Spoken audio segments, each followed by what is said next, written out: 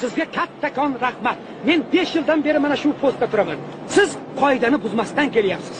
Qanaqasi bo'lib turadi? Yo'q, bo'lib turadi emas. Biz qoidani buzmagan shofirlarga mukofotimiz bor. Mana bu 10,000 so'm pul sizga. 10,000 so'm menga, sizga. Bosh pulga bravo olaman. Hali promoyet yo'qmi? O'rtog'inglar.